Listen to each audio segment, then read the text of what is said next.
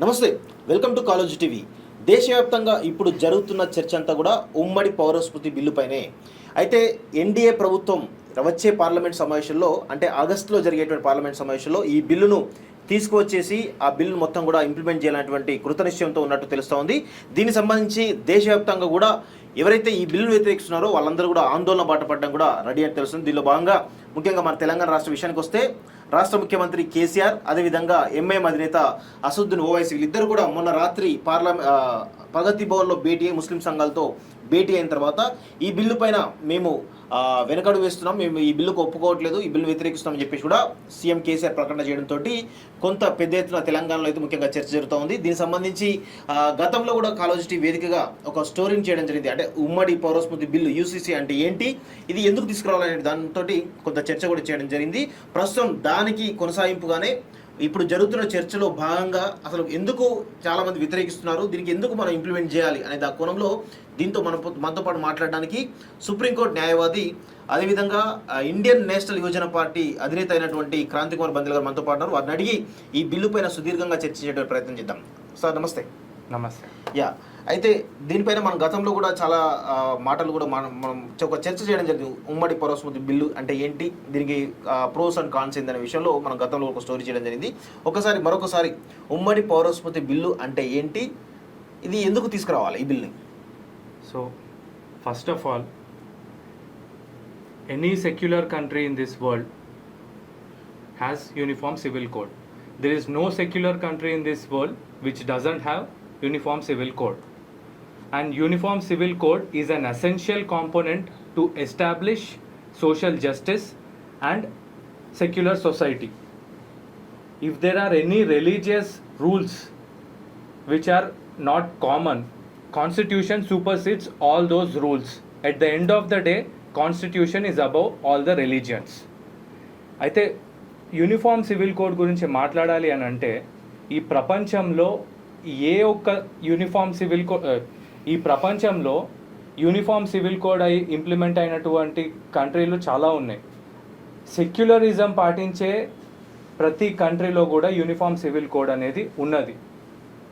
And రేపు పొద్దున ఏదైనా మనం సిచ్యువేషన్ తీసుకుంటే రకరకాల చట్టాలు రకరకాల రిలీజియన్స్కి కనుక ఉంటే అప్పుడు పరిస్థితి ఎట్లుంటుందంటే కోర్టులు కూడా కొన్ని సమస్యల్ని ఈజీగా పరిష్కరించలేవు. కాబట్టి యూనిఫామ్ సివిల్ కోడ్ అనేది చాలా అవసరం. చాలామంది అంటుండొచ్చు ఇంతకుముందు అవసరం లేకుండే ఇప్పుడు ఏంది అని చెప్పేసి. దీని వెనకాల రకరకాల మనుషులు రకరకాల కారణాలు ఇస్తున్నారు. కానీ అత్యంత అవసరమైనటువంటి కారణం ఏంది అని అంటే మన కాన్స్టిట్యూషన్లో క్లియర్గా ఉంది, India is a secular and socialist country అని చెప్పేసి, sovereign socialist secular republic democratic అని చెప్పేసి క్లియర్గా ఉంది. సో ఏ సోషలిస్ట్ సెక్యులర్ రిపబ్లిక్ కంట్రీలో కూడా యూనిఫామిటీ లేని పరిస్థితి లేదు. కాబట్టి ఈరోజు ఇండియా లాంటి కంట్రీ సెక్యులర్ అని చెప్పుకోవడానికి మాటల్లో కాదు, ట్రూ స్పిరిట్లో సెక్యులర్ కనుక ఉండాలి అని అంటే యూనిఫామ్ సివిల్ కోడ్ అనేది అత్యంత అవసరం. అసలు ఇది యూనిఫామ్ సివిల్ కోడ్లో అంటే ఏ అంశాలు ఉండబోతున్నాయి? యూనిఫామ్ సివిల్ కోడ్ ముఖ్యంగా 5 ప్రధాన అంశాల గురించి మాట్లాడుతుంది. ఓకే. ఒకటి ఏంది అని అంటే మ్యారేజ్, పెళ్ళి. రెండోది డివోర్స్, విడాకులు. మూడోది అడాప్షన్, అంటే ఎవరినైనా దత్తత తీసుకోవాలంటే దానికి సంబంధించిన చట్టాలు. నాలుగోది ఇప్పుడు విడాకులు అయిపోయిన తర్వాత మెయింటెనెన్స్కి సంబంధించిన చట్టాలు అయి ఉండొచ్చు. అండ్ లాస్ట్ది ఈ మన సక్సెషన్, ఇన్హెరిటెన్స్, అంటే ప్రాపర్టీస్ ఒకవేళ ఒక మంచి తదనంతరం ఎవరికి రావాలి అని ఇట్లాంటి 5 కీలక అంశాల గురించే యూనిఫామ్ సివిల్ కోడ్ అనేది ఉంటుంది. ఓకే. అయితే ఈ ఓన్లీ 5 అంశాలపైనే యూనిఫామ్ సివిల్ కోడ్ వస్తుంది అనుకోవచ్చా? ఖచ్చితంగా వీటి మీదనే వస్తుంది. ఓకే. అయితే ఇప్పుడు దేశవ్యాప్తంగా కూడా ముఖ్యంగా మైనార్టీలో భాగంగా దీనిలో ముస్లిమ్స్ ఎక్కువగా దీన్ని వ్యతిరేకిస్తున్నారు. ఎందుకు వ్యతిరేకిస్తున్నారు వీళ్ళకి? అయితే ముస్లిం పర్సనల్ లాస్ ఎట్లుంటాయి అంటే ఇప్పుడు మనకు హిందువులకు హిందూ మ్యారేజ్ యాక్ట్ ఉంది, క్రిస్టియన్లకు కూడా వాళ్ళ యాక్ట్ వాళ్ళకు ఉన్నది. అండ్ ఇప్పుడు కొంతమంది ఏంటంటే ఇంటర్ రిలీజియస్ మ్యారేజెస్ చేసుకుంటారు. ఒక హిందూ ఒక క్రిస్టియన్ కనుక పెళ్లి చేసుకుర్రు అని అంటే కన్వర్షన్ కాకుండా వాళ్ళకు స్పెషల్ మ్యారేజ్ యాక్ట్ అనేది ఉంటుంది. ముస్లింలకు అట్లనే ముస్లిం పర్సనల్ లాస్ ఉన్నాయన్నమాట. సో ఇక్కడ ఒక అంబిగ్యువస్ సిచ్యువేషన్ అనేది క్రియేట్ అయింది. అది ఎట్లనంటే ఇప్పుడు ఒక ముస్లిం వ్యక్తి ఇప్పుడు ముస్లిం మతంలో కనుక చూస్తే ఒక ముస్లిం మహిళకు లీగల్ ఏజ్ ఫర్ మ్యారేజ్ ఏంది అంటే ఏజ్ ఆఫ్ అటైనింగ్ ప్యూబర్టీ అంటారు. So age of attaining puberty అనేది 13 ఏళ్ళకి జరగవచ్చు, 12 ఏళ్ళకి జరగవచ్చు, 14 ఏళ్ళకి జరగవచ్చు. అండ్ అదే హిందూ ఇంకా వేరే రిలీజియస్ చట్టాలు కనుక చూస్తే ఆడవాళ్లకు legal age to get married is 18 years and మగవాళ్లకు 21 ఇయర్స్. సో ఇక్కడ ఒక అంబిగ్విటీ అనేది క్రియేట్ అయ్యింది. ఏంది అని అంటే legal age to get married is 18 and ఇక్కడ ముస్లిం లాస్లో చూస్తేనేమో అది 13 ఉండొచ్చు, 14 ఉండొచ్చు, ఏదైనా ఉండొచ్చు అమ్మాయిలకు సంబంధించి. అండ్ ఇప్పుడు వేరే రిలీజియస్లో అన్నిట్లో ఎట్లుంది అని అంటే ప్రతి ఒక్కరు ఒకే ఒక పెళ్లి చేసుకోవచ్చు. ఒక పెళ్లి రెండో పెళ్లి చేసుకోవాలి అనుకుంటే వాళ్ళు మొదటి భార్యకు విడాకులు ఇచ్చి రెండో పెళ్లి చేసుకోవాల్సిన పరిస్థితి, లేదా మొదటి భర్తకు విడాకులు ఇచ్చి రెండో పెళ్లి చేసుకోవాల్సినటువంటి పరిస్థితి. అదే ముస్లిం చట్టాలకు కనుక వస్తే ఒక మగ వ్యక్తి 4 పెళ్లి చేసుకోవచ్చు. సో ఇక్కడ ఒక యూనిఫార్మిటీ అనేది లేదు.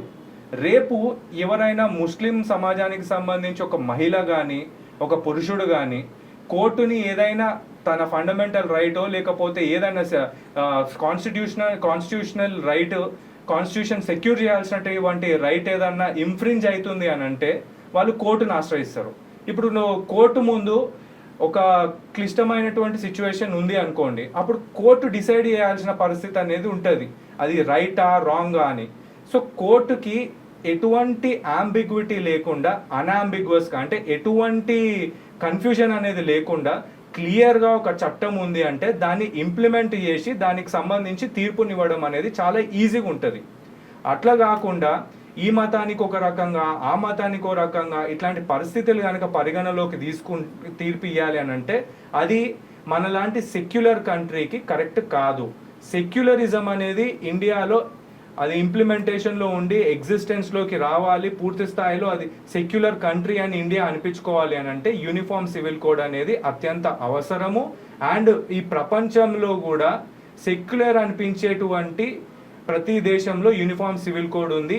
ఏ ఒక్క దేశం కూడా ఇట్లా లేదు. ఎట్లా అంటే ఏ సెక్యులర్ కంట్రీ కూడా యూనిఫామ్ సివిల్ కోడ్ లేదు అనే పరిస్థితి ఈరోజు లేదు. ఇండియా సెక్యులర్ కంట్రీ కాబట్టి యూనిఫామ్ సివిల్ కోడ్ అనేది ఖచ్చితంగా అమల్లోకి రావాలి. ఎందుకు ఇప్పుడు బీజేపీ బిల్లు పెడుతుంది కాబట్టి కాంగ్రెస్ కానీ ఎంఐఎం కానీ మిగతా ఏవైతే ఉన్నాయో కొన్ని పక్షాలు వ్యతిరేకిస్తున్నాయి. ఎందుకు వ్యతిరేకిస్తున్నాయి? ఈరోజు మన దేశంలో ఒక దరిద్రం ఏంది అని అంటే, ఇప్పుడు ఈ మాట అంటున్నాను తప్పుగా అనుకోకండి, మన దగ్గర తెలంగాణలో చూసుకుంటే హిందువులకో పార్టీ ఉంది, ముస్లింలకో పార్టీ ఉంది, మొన్న ఆమె పక్క రాష్ట్రం నుండి వచ్చే పార్టీ పెట్టింది, ఇక క్రిస్టియన్లకో పార్టీ అన్నట్టుగా ఇట్లాంటి దరిద్రమైన సిచ్యువేషన్ క్రియేట్ చేస్తున్నారు వీళ్ళు. రేపటి దినాన ఇక ఇవన్నీ కొట్లాడుకొని సావన్రా పబ్లిక్ అని చెప్పేసి ఆగం చేసే పరిస్థితిని క్రియేట్ చేస్తారు. ఇది ఎందుకు ఇంత షూర్ షార్ట్గా అంటున్నానంటే, ఒకసారి మీరు ఇప్పుడు చైనా కానీ రష్యా కానీ ఇట్లాంటి కంట్రీస్ తీసుకుంటే రెవల్యూషన్ తర్వాత వాళ్ళు ఫస్ట్ ఒకటే అన్నారు, ఈ ఫస్ట్ ఇంప్లిమెంట్ చేసింది ఏంటి అని అంటే యూనిఫామ్ సివిల్ కోడ్. ఒకవేళ మతాలు ఓవర్గా ఫస్ట్ సీట్లో కూర్చుందామని చూస్తే అవసరం లేదు, మీరు సెకండ్ వెనక కూర్చోండి, first constitution of the country అనేది ప్రివేల్ కావాలి అని చెప్పేసి ఖరాఖండ్గా చెప్పేసారు. అండ్ ఇప్పుడు అమెరికా అని చెప్పేసి చాలా మంది గొప్ప దేశం అంటారు, మన దేశం నుండి కూడా చాలా మంది అడిగి పోతారు. అట్లాంటి ప్రజాస్వామ్య దేశాలలో కూడా పరిస్థితి కనుక చూస్తే కాన్స్టిట్యూషన్కే పెద్దపీట వేసిర్రు. ఒకవేళ ఏదైనా మతానికి సంబంధించినటువంటి రూల్స్ కానీ రెగ్యులేషన్స్ కానీ కాన్స్టిట్యూషన్ని కనుక అదేంది ఓవర్టేక్ చేయడానికి ట్రై చేస్తే కాన్స్టిట్యూషనే వాటిని సూపర్ సీడ్ చేసి అది ఎగ్జిస్టెన్స్లోకి రావాలి అని చెప్పేసి క్లియర్గా వాళ్ళు పొందుపరుచుకున్నారు, దాన్ని ఇంప్లిమెంట్ చేస్తారు. అయితే ఇక్కడ మన దగ్గర పరిస్థితి ఏంది అని అంటే ఇక్కడ ఒక నోషన్ క్రియేట్ చేశారు, అందరూ ముస్లిమ్స్ యూనిఫామ్ సివిల్ కోడ్కి వ్యతిరేకులు అని చెప్పేసి. అట్లా ఏమీ లేదు. ఎందుకు అని అంటే చాలా మంది దానికి సపోర్ట్ చేసే వాళ్ళు కూడా ఉన్నారు, అండ్ చాలా మంది ఇంటర్ప్రిటేషన్ రకరకాలుగా చేసే వాళ్ళు ఉన్నారు. ఇప్పుడు దాన్ని పాజిటివ్గా చేసి యూనిఫామ్ సివిల్ కోడ్కి సపోర్ట్ చేసేటోళ్ళు ఒక బ్యాచ్ అయితే దాన్ని కంప్లీట్లీ అపోర్ట్ చేసేటోళ్ళు ఇంకో బ్యాచ్. ఇప్పుడు వీళ్ళకి ఏంది అని అంటే మతతత్వ రాజకీయాలు కావాలి. ఇప్పుడు మీరు అన్నారు బీజేపీ చేస్తుంటే వేరే పార్టీలు ఎందుకు లొల్లి చేస్తున్నాయని చెప్పేసి అడిగారు.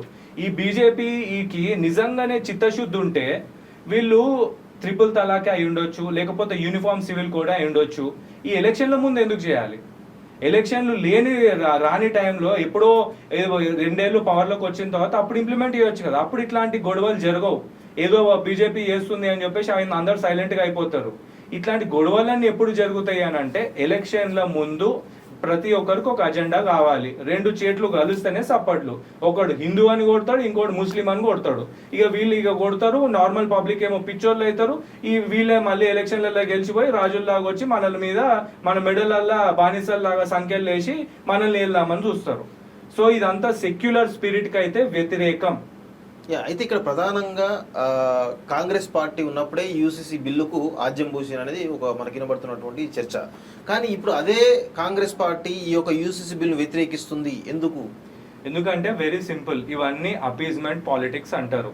ఇప్పుడు కాంగ్రెస్ పరిస్థితి ఏందో ఈరోజు దేశంలో అందరికీ తెలుసు. ఈ రోజు మనం చూసుకుంటే బీజేపీ దగ్గర ఇంత తెలివి లేదు. ఎవరెవరైతే ఇంటెలెక్చువల్స్ ఉన్నారో, ఏవేవైతే యాక్ట్స్ కానీ, ఏవేవైతే బిల్స్ కానీ, అసలు ప్రపోజల్స్ కానీ, ఇవి ఉంటే బాగుంటాయి, ఇవి ఉంటే బాగుంటాయి అని చెప్పేసి ప్రపోజల్స్ పెట్టిన వాళ్ళు కానీ, అవి ఇంప్లిమెంటేషన్లోకి రావాలని చెప్పేసి కృషి చేసిన వాళ్ళు కానీ మెజారిటీగా ఉన్నది కాంగ్రెస్ టైంలోనే ఉన్నారు. కాకపోతే కాంగ్రెస్ పరిస్థితి మీకు తెలిసిందే, ఒకడే ఉంటాడు, ఒకడి మాటనే వినాలి, పక్కన మాట ఒకటి పట్టించుకోవడం అనే పరిస్థితి ఉంటుంది. అప్పుడు ఉన్న పరిస్థితుల ప్రకారము వాళ్ళు ఇది సమయానుకూలంగా ఇంప్లిమెంట్ చేద్దాం అనుకున్నారు. ఇప్పుడు డిమానిటైజేషన్ కూడా బీజేపీ స్టెప్ అంటారు, కాదు ఇది కాంగ్రెస్ ప్లాన్.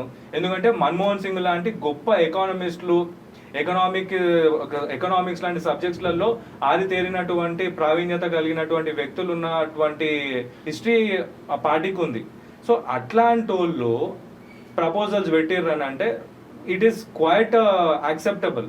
ఇప్పుడు బీజేపీ ఏం చేస్తుంది, ఎన్ఆర్సీ అయిండొచ్చు, సిఏ అయిండొచ్చు, లేకపోతే ఈ యూనిఫామ్ సివిల్ కోడ్ అయిండొచ్చు, ఇవన్నీ అప్పటి ప్రపోజల్సే, అవే కాపీ పేస్ట్ చేసి ఇప్పుడు ఇంప్లిమెంట్ చేస్తున్నారు. వాళ్ళు ఏంది అని అంటే దేశంలో పరిస్థితుల్ని చూసి దానికి తగ్గట్టుగా అనుగుణంగా ఇంప్లిమెంట్ చేద్దామన్న ఆలోచనలలో ఉండే. వీళ్ళు ఏంది అని అంటే దాన్ని వీళ్ళ రాజకీయ స్వార్థాల కోసము అండ్ దేశంలో ఒక పీస్ ని డిస్టర్బ్ చేసేసి ఓట్ బ్యాంక్ పాలిటిక్స్ కోసము ఈ రకంగా చేస్తున్నారు. అయితే ఇప్పుడు కాంగ్రెస్ ఎందుకు అపోజ్ చేస్తుందంటే ఇందాక చెప్పినాం కదా, మన దగ్గర ఒక దరిద్రం ఉంది. చెడ్డోడు మంచి పని చేస్తే అది మంచి పని చెప్పేసి ఓడు ఒప్పుకోడు, ఆడు అది చేసింది చెడ్డ పనే అంటారు. ఇప్పుడు కాంగ్రెస్ కూడా అదే పని చేస్తుంది. ఇక్కడ నేను ప్రతి ఒక్క రాజకీయ పార్టీకి ఒకటే ఒక సవాల్ విసురుతున్నాను, మీరు క్లియర్లీ చెప్పండి, మీకు కాన్స్టిట్యూషన్ కావాలనా లేకపోతే మతం కావాలనా? మతం కావాలంటే కాన్స్టిట్యూషన్ తీసి పక్కన వాడేద్దాం. లేదు కాన్స్టిట్యూషనే కావాలి అని అంటే all these religious rules which are uncommon, they should be superseded by the constitution of this country. Law of land should prevail at the end of the day when it comes between religion or constitution of this country. ఇక్కడ ప్రధానంగా ఇంకొక విషయం మాట్లాడుకోవాలంటే ఇప్పుడు ఏదైతే ఈ UCC bill ఏదైతే ఉందో ఇది హిందూ చట్టాల ప్రకారమే ఉండదు అని అనుకోవచ్చా, లేదా హిందూ చట్టాల ప్రకారం ఉండే అవకాశం ఉందా? ఇప్పుడు ఇక్కడ హిందూ చట్టమా, ముస్లిం చట్టమా, క్రిస్టియన్ చట్టమా అనేటివి ఏం ఫరక్ పడదు. యూసీసీలు ఏముంటది అని అంటే ఇప్పుడు పెళ్లికి సంబంధించి మనం తీసుకున్నాం అనుకోండి, 18 ఏళ్ళు అమ్మాయిలకు ఉంటది, 21 ఏళ్ళు అబ్బాయిలకు ఉంటది. ఏజ్ అనేది అందరికి కామన్. ఇది హిందూ చట్టంలో మెయిన్ గా హిందూ మ్యారేజ్ యాక్ట్ లో ఉంది కదా, సో దీన్ని కూడా కామన్ సివిల్ కోడ్ లో, ఇది యూనిఫామ్ సివిల్ కోడ్ లో పెడితే హిందూ చట్టాన్ని ఇక్కడ ఇంప్లిమెంట్ చేస్తున్నారు కాబట్టి దీన్ని ముస్లిమ్స్ వ్యతిరేకిస్తున్నారు అనుకోవచ్చు కదా. ఇప్పుడు చూడండి, ఈ ఆలోచన విధానం ఏదైతుందో అది మారాలి. ఎందుకంటే ఇప్పుడు మొన్న ఒక వ్యక్తి అన్నాడు, ఏంది ఇప్పుడు ముస్లిమ్స్ లలో 4 పెళ్లిళ్ళు చేసుకునే ప్రొవిజన్ ఉంది, అట్లాంటి హిందూ దాంట్లో లేదా? ఇప్పుడు మనము ఇప్పుడు బీజేపీ పవర్ లో ఉంది కాబట్టి ఏమన్నా అంటే జై శ్రీరామ్ జై శ్రీరామ్ జై శ్రీరామ్ అంటారు. ఇప్పుడు రాముడి తండ్రి దశరథుడికి ఎంతమంది భార్యలు ఉండే ఒకసారి ఆలోచించండి. హిందూ చట్టాలలో ఇప్పుడు ఏంటంటే కాలమాన పరిస్థితుల్ని బట్టి కొన్ని మారి తీరాలి. 1400 సంవత్సరాల కిందట ఎట్లున్నామో ఇప్పుడు కూడా అట్లనే ఉంటా అంటే నడవదు. అప్పుడున్నటువంటి పరిస్థితులు వేరు, ఇప్పుడున్నటువంటి పరిస్థితులు వేరు. మనది షరియాలో ఉన్నటువంటి కంట్రీ కాదు, ఇక్కడ ఇండియన్ కాన్స్టిట్యూషన్ అమల్లో ఉన్నటువంటి దేశం. మనది ప్రజాస్వామ్య దేశము. సెక్యులర్ స్పిరిట్ అనేది ఉండాలి అని అంటే అందరికి కామన్ గా చట్టాలు ఉండాలి. ఇప్పుడు మీరు అంటున్నారు 18 and 21 నేను లీగల్ ఏజ్ అని చెప్పేసి అన్న, దీనివల్ల నష్టం ఏముంది? ఇప్పుడు హిందూ వాడి సాంప్రదాయాల ప్రకారమే అదేంది అగ్నిగుండం పెట్టుకుంటారో లేకపోతే ఇంకేం చేసుకుంటారో, ఒక్కొక్కరు లోకల్ సాంప్రదాయాల ప్రకారం తాలిబొట్టు కట్టుకుంటారో అట్లనే పెళ్లి చేసుకుంటారు, నెక్స్ట్ డే పోయి రిజిస్టర్ చేసుకుంటారు. అండ్ ముస్లింలు కూడా వాళ్ళ నికానామా ఏమున్నదో రాసుకుంటారు, చేసుకుంటారు, వాళ్ళ ప్రొసీజర్స్ ఎట్లున్నాయి అన్ని అట్లానే నార్మల్ గా ఫాలో అవుతారు. ఇక్కడ అదేంది ప్రొసీజర్స్ అనేటివి, రిలీజియస్ అనేది ఏ రకంగా కూడా ఎఫెక్ట్ కాదు. మళ్ళీ నెక్స్ట్ డే పోయి వాళ్ళు రిజిస్టర్ ఆఫీస్ లో రిజిస్టర్ చేసుకుంటారు. ఇందులో పెద్ద కాంప్లికేషన్స్ ఏమున్నాయి? కాంప్లికేషన్స్ ఎక్కడ తయారవుతున్నాయి అంటే మన దగ్గర ఉన్నటువంటి రాజకీయ నాయకులు ఎలక్షన్ల ముందు ఒక ఐటమ్ అజెండా వేసి పబ్లిక్ ని కొట్టుకా సావండ్రా అని చెప్పేసి అదొక మాహోల్ క్రియేట్ చేసి జనాల మధ్యలో ఈ డిఫరెన్సెస్ పెంచేసి ఓట్ బ్యాంక్ పాలిటిక్స్ చేద్దాం అనుకుంటున్నారు. ఎక్కడ కూడా రిలీజియస్ లాస్ అనేటివి అస్సలు డిస్టర్బ్ కావు. సో ఇక్కడ ఇంకో ప్రధానంగా ఇప్పటిదాకా మనము ముస్లిమ్స్ వ్యతిరేకిస్తున్నారు, కొంతమంది వాళ్ళు వ్యతిరేకిస్తున్నారు అని చెప్పేసి మనం చెప్తా ఉన్నాం కదా. అయితే ఈ క్రమంలో ఇంకొక చర్చ ఏం జరుగుతుందంటే ఈ బిల్లు వల్ల మెయిన్గా గిరిజనులకు కానీ దళితులకు కానీ ముఖ్యంగా ఆదివాసీలు ఎవరైతే ఉన్నారో వాళ్ళు జనజీవన సమస్యలు కలవకుండా ఎక్కడో అడుగులో బతుకున్న వాళ్ళకు ఈ యూనిఫామ్ సివిల్ కోడ్ బిల్లు అనేది పెద్ద ఎత్తున ప్రభావం చూపే అవకాశం ఉంది, వాళ్ళకి ఎక్కువగా ఇబ్బంది పడే అవకాశం ఉంది అని అంటున్నారు. దీనికి మీరు ఏం చెప్తారు? చూడండి, ఇప్పుడు నేను ఇందాక చెప్పినట్టు కాలమాన పరిస్థితులను బట్టి కొన్ని మారాలి. ఇప్పుడు 13-14 ఏళ్ళ పిల్లలకి పెళ్లి చేస్తా అంటే కరెక్ట్ కాదు. ఇప్పుడు మన రాష్ట్ర ముఖ్యమంత్రి పెళ్లి ఏజ్కి అయిందంటే ఆయన చిన్న ఉన్నప్పుడు ఎప్పుడు అయింది అని అంటారు, ఫోటోలు గిటోలు అన్ని చూసినాం. ఇప్పుడు ఆయన మన్మరాళ్ళకి అదే 14 ఏళ్ళకి 13 ఏళ్ళకి పెళ్లి చేస్తాడా? చేయడు కదా. ఇప్పుడు ఏంటంటే మనం అంతా ఒక రాజ్యాంగం రాసుకున్నాము, మనకు ఒక పద్ధతి అనేది ఫాలో కావాలని చెప్పేసి అందులో పొందుపరుచుకున్నాం. కాబట్టి దాన్ని ఫాలో అయ్యి అందరినీ ఎడ్యుకేట్ చేసి దాన్ని ఫాలో అయ్యేటట్టు చేయాల్సినటువంటి బాధ్యత ప్రతి ఒక్కరి మీద ఉంటుంది. ఇప్పుడు మీరు ఈ ట్రైబల్ ఏరియాస్లో కానీ లేకపోతే ఇట్లాంటి సెక్లూడెడ్ జోన్స్ గురించి కనుక పబ్లిక్ గురించి కనుక మాట్లాడుకుంటే వాళ్ళ దగ్గర ఎట్లుంటుంది అంటే పరిస్థితి, ఇప్పుడు ఎక్కడో అడవులలో ఉంటారు, వాళ్ళకు అసలు బయట ప్రపంచంతో సంబంధమే ఉండదు, అడవులో దొరికే దాంతో వాళ్ళు సంతోషంగా ఉంటారు, అక్కడనే తింటారు, బతుకుతారు. సో ఇప్పుడు అట్లాంటి అడవులలో ఏం జరుగుతుంది అని అంటే అక్కడ కూడా ఇట్లాంటి ప్రాక్టీసెస్ ఉండొచ్చు. ఒక్కొక్క చోట ఒక్కొక్క రకమైనటువంటి ప్రాక్టీస్ ఉంటుంది. వాళ్ళ తెగల్ని బట్టేసి వాళ్ళలో ఉన్న పాపులేషన్ అక్కడ ఉన్నటువంటి పరిస్థితుల్ని బట్టేసి ఒక 14-15 ఏళ్ళకే పెళ్ళిళ్ళు కావచ్చు, 16-17 ఏళ్ళకి ఏదో ఒక ఏజ్కి పెళ్లి కావచ్చు. అక్కడ 2 మ్యారేజెస్ అనేవి వాళ్ళ కట్టుబాట్ల ప్రకారం తప్పు కాకపోవచ్చు. కానీ ఇప్పుడు ఓవరాల్గా ఒక దేశం అనేది ఉన్నప్పుడు ఒక చట్టం అనేది కామన్గా ఉండాలి అనడంలో తప్పు లేదు. ఇప్పుడు మర్డర్ చేస్తే అందరికి ఒకటే పనిష్మెంట్, ఒక నురి తీస్తా ఇంకొని తలకాయ నరుకుతా అంటే కరెక్ట్ కాదు కదా. సో అదే విధంగా ఇప్పుడు కోర్టు దగ్గరికి ఒకడు మర్డర్ చేసి నోడు అక్యూజ్ లాగా కోర్టు ముందు నిలబడ్డాడు అనుకో, బాబు నువ్వు ఇట్లా చేసినావు, నీకు ఇది పనిష్మెంట్, మర్డర్ కి పనిష్మెంట్ ఏంది లైఫ్ ఇంప్రిజన్మెంట్ అన్న లేకపోతే డెత్ పెనాల్టీ అని వేస్తారు. సో ఇది క్లియర్గా ఉన్నది మనకు ఒక క్రిమినల్ ప్రొసీజర్ కోడ్లో కానీ ఇండియన్ పీనల్ కోడ్లో కానీ. అట్లనే యూనిఫామ్ సివిల్ కోడ్ అనేది ఉంది అని అంటే అందులో 18 years 21 years ప్రతి ఒక్కరు ఒకరినే పెళ్లి చేసుకోవాలి, ఎవరినన్నా దత్తత తీసుకోవాలంటే ఈ రకమైన ప్రొసీజర్ ఫాలో కావాలి. అండ్ ఇప్పుడు ఒకవేళ భార్యకు కనుక విడాకులు ఇస్తే ఆమెకు మెయింటెనెన్స్ ఈ రకంగా ఇవ్వాలి. అండ్ దాంతోపాటు ఒకవేళ ఎవరైనా చనిపోయినా చేసినా వాళ్ళకి సంబంధించినటువంటి ఆస్తులు గట్రా ఉంటే అందరికీ సమానంగా ఈ రకంగా రావాలని ఇవే చట్టాలు ఉంటాయి. ఇప్పుడు మీరు ముస్లింలలో ఒక రకమైనటువంటి పద్ధతిలో నికా చేసుకుంటారు, హిందువులలో ఒక రకమైనటువంటి పద్ధతిలో పెళ్లి చేసుకుంటారు అని అంటే వాళ్ళ పద్ధతులు వాళ్ళకు ఉంటాయి. కానీ మ్యారేజ్ రిజిస్ట్రేషన్ అయి ఉండొచ్చు, లేకపోతే వాళ్ళకు వచ్చే రాజ్యాంగబద్ధంగా వచ్చే హక్కులు అనేటివి అందరికి కామన్ గా అనేది ఉండాలి, అందులో తప్పు అనేది ఏమీ లేదు. యాక్చువల్గా యూసీసీ బిల్ ఏదైతే ఉందో ఈ బిల్లు తీసుకురావడానికి మేజర్ రీజన్ ఏమైండొచ్చు? ఇన్ని రోజులు దాదాపు ఈ 70-80 సంవత్సరాల మన స్వాతంత్ర దేశంలో ఎప్పుడు రానటువంటి ఈ చర్చ, ఈ బిల్లు ఇప్పుడే ఎందుకు వస్తా ఉన్నది? దీనికి కారణం ఏమైండొచ్చు? ఇప్పుడు రాజ్యాంగం నేను ఇందాక చెప్పినట్టు రెవల్యూషన్ అయిన తర్వాత ఈ కంట్రీస్లలో రష్యా అయిండొచ్చు లేకపోతే చైనా అయిండొచ్చు, ఫస్ట్ వాళ్ళు అమలు చేసుకుంది యూనిఫామ్ సివిల్ కోడ్. కాబట్టి మనం పోస్ట్ ఇండిపెండెన్స్ లేకపోతే మనం రాజ్యాంగం మనం తయారు చేసుకున్న టైంలో కూడా యూనిఫామ్ సివిల్ కోడ్ అనేది చర్చలోకి ఖచ్చితంగా వచ్చింది. కాకపోతే అప్పుడున్నటువంటి పరిస్థితులు దానికి అనుగుణంగా లేవు. ఎందుకంటే ఇప్పుడు చట్టం తయారు చేస్తారు, చట్టం తయారు చేయగానే ఇందాక మీరు చెప్పినట్టుగా అక్కడ ట్రైబల్ సంబంధించినటువంటి లేకపోతే ఇట్లాంటి తెగలకు సంబంధించిన వాళ్ళలో కూడా ఇప్పుడు యూనిఫామ్ సివిల్ కోడ్ ఇంప్లిమెంటేషన్ వచ్చిన తర్వాత కూడా చైల్డ్ మ్యారేజ్ జరగదు అన్న గ్యారంటీ అనేది లేదు, అవుతుంటాయి. కాకపోతే ఇప్పుడు ఒకప్పుడు 100 జరిగేటివి ఇప్పుడు 10 జరుగుతున్నాయి. ఆ 10ని మినిమైజ్ చేయొచ్చు లేకపోతే కంట్రోల్ చేసి కంప్లీట్లీ క్లోజ్ చేయొచ్చు అనే సిచ్యువేషన్ ఈరోజు ఉంది, అప్పుడు లేదు. అప్పుడు ఏమైపోతున్నాయనంటే ఆ యూనిఫార్మిటీ అనేది సొసైటీలో సెట్ చేయడం అనేది కాంప్లికేటెడ్గా ఉంటుండే. కాబట్టి అప్పుడున్న మేధావులు ఇది రైట్ టైం కాదని చెప్పేసి దాన్ని ఇంకా సీట్లు వేసేసిన పరిస్థితి ఉండే. అంతేగాని అప్పుడు ప్రస్తావన రాలేదు అని కాదు, ఇప్పుడు ప్రస్తావన వచ్చింది కాబట్టి అది తప్పు అని కాదు. మనము చీకటి నుండి వెలుగు పోదాము అన్న ఆలోచన రావడం అనేది చాలా గొప్పది. అట్లాంటి ఆలోచన తెచ్చినోడు రాక్షసుడే కావచ్చు, బీజేపీ అంటే ఒక పెద్ద రాక్షసుడిలాగా అందరూ చూస్తారు కదా, వాడు రాక్షసుడే కావచ్చు కానీ వాని ఆలోచన గొప్పది, అదే మనం గౌరవించాలని చెప్పేసి ఇండియన్ నేషనల్ యువజన పార్టీ తరఫున మేము క్లియర్గా మా స్టాండ్ని వ్యక్తం చేస్తున్నాము. సో ఇక్కడ ఇంకొక ప్రధానంగా మనం ఇంతకుముందు క్వశ్చన్లో అడిగిన అంటే ఈ బిల్లు తీసుకురావడానికి అంటే మేజర్ రీజన్ ఏమై ఉండొచ్చు? మేజర్ రీజన్ అయితే ఇదేనండి, ఏంది అని అంటే రాజకీయ పరంగా గనక పక్కన అంటే కోర్టుకి ఎప్పుడైనా కానీ ప్రభుత్వానికి ఏమైనా ఇబ్బందికరమైన పరిస్థితి ఏర్పడ్డదా ఈ యూనిఫామిటీ లేకపోవడం వల్ల? ఇప్పుడు మీకు ఒక ఎగ్జాంపుల్ చెప్తా. ఈరోజు ఈ యూనిఫామ్ సివిల్ కోడ్ గురించి చర్చలు జరుగుతుంటే హైకోర్టులో ఒక మా మిత్రుడు ఒకడు ఉన్నాడు అనమాట. అతని దృష్టిలోకి వచ్చినటువంటి ఒక మ్యాటర్ గురించి చెప్పిండు.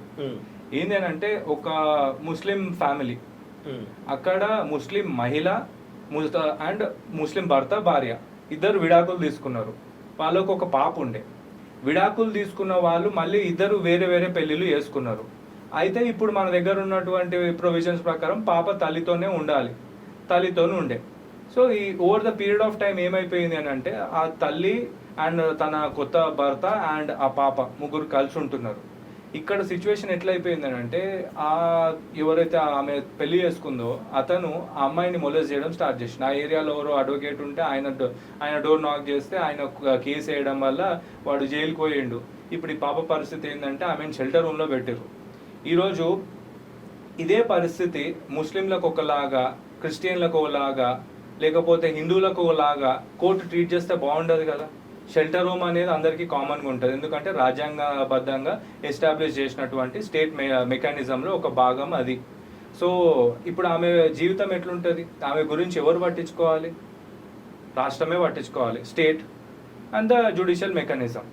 ఇప్పుడు వాళ్ళకి ఎట్లా ఇగో లేలే ఈమె ముస్లిం కాబట్టి ఈమెకి ఇట్లా చూడాలి, లేలే ఆయన క్రిస్టియన్ కాబట్టి ఆయన అట్లా చూడాలి, ఈయన హిందూ కాబట్టి ఇట్లా చూడాలని రాష్ట్రం కానీ గవర్నమెంట్ కానీ ఒక ముఖ్యమంత్రి కానీ ఎవరు కానీ ఇట్లా మాట్లాడితే, ముఖ్యంగా కోర్టు కానీ ఇట్లా మాట్లాడితే కరెక్ట్గా ఉండదు కదా.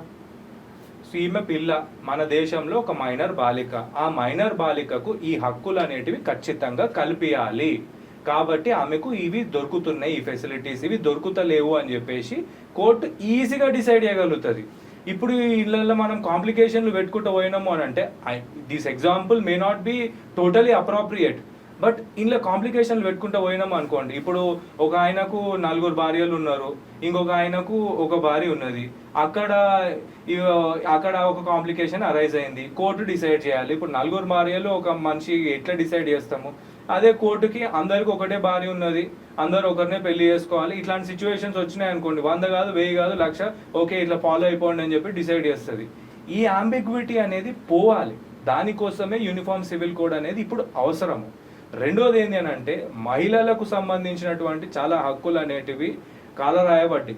ఎట్లనంటే ఇప్పుడు హిందూ లాస్లో కానీ వేరే రిలీజియస్ లాస్లో కానీ ఇప్పుడు హస్బెండ్ కానీ వైఫ్ కానీ ఒక set of rules, regulations, laws ఉన్నాయి. ఇప్పుడు అదే ముస్లిం లా విషయానికి వస్తే ఒక మగవాడు 4 భార్యల్ని కలిగి ఉండొచ్చు, కానీ అదే ఒక భార్య 4 మగవాళ్ళని పెళ్లి చేసుకోలేదు కదా. అక్కడ ఈ థాట్ కూడా మనము రాని ఇచ్చే పరిస్థితి లేదు. సో ఇక్కడ ఏంటి అని అంటే మన కాన్స్టిట్యూషన్లో క్లియర్లీ ఉంది ఈక్వాలిటీ అని చెప్పేసి, ఈక్వాలిటీ ఆఫ్ ఆపర్చునిటీస్. ఎటువంటి డిస్క్రిమినేషన్ జెండర్ పరంగా కానీ మతం పరంగా కానీ ఏ వ్యక్తి మీద కూడా చూపియొద్దు అని ఉన్నది. అట్లాంటి ఈక్వాలిటీ ఇంప్లిమెంటేషన్లోకి రావాలి అని అంటే యూనిఫామ్ సివిల్ కోడ్ అనేది అవసరము. ఇది ముందెందుకు వచ్చింది ఆలోచన, ఇప్పుడు ఎందుకు వచ్చింది, అది రాలేదు అనే దాని గురించి అంటే కూడా గొప్ప విషయం ఏంటంటే ఆలోచన ఇప్పుడు వచ్చింది. అది ఉడుకున్నప్పుడే దాన్ని మౌల్డ్ చేసేసి ఇంప్లిమెంటేషన్లోకి తీసుకొస్తే చాలా మంచిది. చాలా మంది అనుకున్నారు ఏంది అని అంటే ట్రిపుల్ తలాక్ అనేది బ్యాక్ ఫైర్ అవుతుంది అని చెప్పేసి, బట్ దానివల్ల లాభపడ్డారు కాబట్టి ఒక స్టేట్లో అసలు గెలవదు అని ఊహించిన పార్టీ గెలిచే పరిస్థితికి వచ్చింది.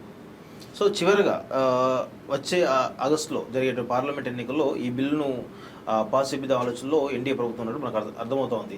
సో ఆ బిల్లు ఇప్పుడు పార్లమెంట్ అంటే లోక్సభలో పాస్ కావాలి, పెద్దల సభ రాజ్యసభలో పాస్ కావాలి. ఇప్పుడు రెండిట్లో కూడా పాస్ అయ్యేంత బలం బీజేపీకి కానీ ఎన్డీఏ కానీ ఉందంటారా? ఖచ్చితంగా. మీరు చూస్తున్నారు వాళ్ళు ట్రిపుల్ తలాక్ ఎట్లా పాస్ చేసిరో అందరు చూసిర్రు. ఈ రోజు వాళ్ళకి కావాల్సినటువంటి అప్రోప్రియేట్ స్ట్రెంగ్త్ అయితే వాళ్ళకు ఉన్నది. కానీ ఒకటి ఏంది అని అంటే ఇది చాలా అవసరం. ఇప్పుడు అన్ని రాజకీయ పార్టీలు కూడా వాళ్ళు ప్రశ్నించుకోవాలి. ఏంది అని అంటే ఇవన్నీ లొల్లిలు చేసే ముందు ఓట్ల కోసము ఖాళీ అధికార దాహం కోసం కొట్లాడే ప్రక్రియలో భాగంగా కాకుండా మంచి ఏంది చెడేంది అనేది ఆలోచించాలి. అది అవసరము అంటే అవసరం అని చెప్పాలి, లేదు అంటే లేదని చెప్పాలి. మీ ఆలోచన పక్కనోడు ఇంప్లిమెంట్ చేస్తుంటే ఈరోజు మీరు ఇది మాది అని చెప్పుకునే పరిస్థితికి లేని పరిస్థితికి దిగజారిపోయారు అని అంటే మన దేశము మన దేశ రాజకీయాలు ఎటు పోతున్నాయో మనం అర్థం చేసుకోవచ్చు. ఈరోజు ఎట్టి పరిస్థితుల్లో కూడా రాజకీయ పార్టీలు మేము ఇక్కడ ఒక సంకోచంలోనైతే బీజేపీ అందరినీ పడేసింది. బిడ్డ, మీరు ఇక్కడ రాజ్యాంగబద్ధంగా చర్యలకు సపోర్ట్ చేస్తారా లేకపోతే మతపరమైనటువంటి చర్యలకు సపోర్ట్ చేస్తారా అని చెప్పేసి బీజేపీ ఇట్లాంటి సిచ్యువేషన్లోకి వేరే రాజకీయ పార్టీల్ని నూకడం అనేది అత్యంత అసలు నమ్మలేని పరిస్థితి. అట్లాంటిది ఈరోజు వేరే రాజకీయ పార్టీలు వాళ్ళ స్టాండ్ ఎక్కడో పెట్టుకుంటున్నారో అర్థమే అవుతలేదు. ఎందుకంటే చాలా మందికి ఒక మిస్కన్సెప్షన్ కూడా, నేను పుట్టింది పెరిగింది హైదరాబాద్ అని, ముస్లిమ్స్ అంటే మరీ ఆర్థోడాక్స్గానే ఉంటారు అనే అట్లా ఏం లేదు. ఈ యూనిఫామ్ సివిల్ కోడ్కి సపోర్ట్ చేసేటువంటి ముస్లిమ్స్ కూడా చాలా మంది ఉన్నారు. అండ్ ఓన్లీ ఏంటంటే మన దగ్గర మీడియా కొంచెం దరిద్రంగా ఉన్నది, అసలు పాజిటివ్ ఆస్పెక్ట్స్ గురించి మాట్లాడేటోళ్ళ గురించి చూపిస్తలేరు. అట్లా చూపించడం మొదలు పెడితే ఎవరు కూడా కాదు అన్నారు. ఇప్పుడు వాళ్ళ దాంట్లో కూడా నేను అడిగినాను, మొన్ననే ఒక మిత్రుడిని అడిగితే ఏంది భయ్ మీ దాంట్లోకి ఇట్లా చిన్నపిల్లలు పెళ్ళిళ్ళు అవుతున్నాయి, ఇట్లా బయట నుండి షేకులు వాళ్ళు వీళ్ళు వస్తారు, కాంట్రాక్ట్ మ్యారేజ్లను చేసుకొని చిన్నపిల్లల్ని పెళ్ళిళ్ళు చేసుకొని వాళ్ళని వాడుకొని వదిలేస్తుంటారు, ఇవన్నీ కరెక్టా అని అంటే లేదు, అవన్నీ ఒకప్పుడు ఉండే కానీ ఇప్పుడు లేవు అని వాళ్ళు ఒప్పుకున్నారు. అదే చట్టంలోకి కనుక తీసుకొస్తే వాళ్ళు వాళ్ళ మత పెద్దలకు భయపడి ఇప్పుడు నో అన్నా కూడా చట్టం అమల్లోకి వచ్చిన తర్వాత వాళ్ళు పర్వాలేదులే మంచిదే అనుకునే పరిస్థితి ఉంది ఈరోజు. ఇంకొకటి నలుగురు భార్యలను వేసుకుంటారా అని అంటే మా వాడు ఒకటే మజాక్ చేసిండు, అరే మన హైదరాబాద్ అంగ్రేజ్ సినిమా ఉందిరా, అందులో మీరు ఇస్మాయిల్ బాయ్ పరిస్థితి చూసుకుర్రు, ఇద్దరు పిల్లలు ఉంటారు ఆయనకు, తొక్కి నార తీస్తుంటారు, అది పాపం అది అని చెప్పేసి ఒక చిన్న మజాక్ చేసుకుంటూ మాట్లాడారు అనమాట. ఈరోజు ఆ కెపాసిటీ లేదు. ఒకప్పుడు ముస్లిం ఇస్లాం రిలీజియన్లు ఎట్లుండేనంటే ఆడవాళ్లకు బ్రతుకునివ్వాలి అనే ఉద్దేశంతో పెళ్లిళ్ళు 4 చేసుకోవచ్చు అన్నట్టుగా వచ్చింది. ఈ రోజు పరిస్థితులు మారినాయి, కాలమాన పరిస్థితులని పట్టేసి మనం కూడా ముందుకు పోవాలి. కాబట్టి ఈ రోజు అట్లాంటి మ్యారేజెస్ కూడా చేసుకునే పర్సంటేజ్ చాలా తక్కువ ఉంది అని చెప్పేసి వాళ్ళు కరాఖండిగా చెప్తున్నారు. సో ఇందులో అసలు కాంప్లికేషనే ఏం లేదు. కాంప్లికేషన్ క్రియేట్ చేసింది ఎవరు అని అంటే ఇటు సైడు బీజేపీ, అటు సైడ్ ఎంఐఎం లాంటి ఈ మతాన్ని నమ్ముకున్న పార్టీలు తప్ప ఇంకా అక్కడ ఈ వేరే ఏ కాంప్లికేషన్ లేదు. సో ఇది మొత్తానికైతే యూనిఫామ్ సివిల్ కోడ్ ఉమ్మడి పౌరస్మృతి బిల్లుకు సంబంధించినటువంటి విషయాలు చాలా కూలంకషంగా, అంటే ఈ బిల్లు ఎందుకు రావాలి, ఎందుకు ఇంప్లిమెంట్ కావాలి, ఇది ఏ వర్గాలకు, అంటే ఏ విధంగా యూనిఫామ్ సివిల్ కోడ్ అనేటువంటి ఈ బిల్లు మిగతా దేశాల్లో ఏ విధంగా ఉందనేటువంటి విషయాలపైన చాలా కూలంకషంగా, అంటే ఎవరైతే వ్యతిరేకిస్తున్నారో వాళ్ళు కూడా ఎందుకు మారాలనే కోణంలో మరి అడ్వకేట్ క్రాంతి కుమార్ గారు చాలా వివరణగా మనతోటి కాలేజీ పంచుకోవడం జరిగింది. సో ఇది మొత్తానికైతే యూనిఫామ్ సివిల్ కోడ్ ఖచ్చితంగా ఇంప్లిమెంట్ కావాల్సిందని చెప్పేసి కూడా కరాఖండిగా వాళ్ళు అడ్వకేట్గా అదేవిధంగా తమ పార్టీ తరఫున ఒక స్టాండ్ తీసుకున్నారు. సో చూద్దాం మరి ఈ వచ్చే పార్లమెంట్ సమావేశంలో ఈ బిల్లు పాస్ అవుద్దా, పాస్ అయితే ఏ విధమైనటువంటి ఇక్కడ ఆందోళనలు జరుగుతాయి, లేకపోతే ఏ విధంగా చర్చ జరుగుతుందో చూడాల్సిన అవసరం అయితే ఉంది. ఇది మొత్తానికి యూనిఫామ్ సివిల్ కోడ్ సంబంధించినటువంటి చర్చ. చూస్తుండండి College TV. Thank you very much.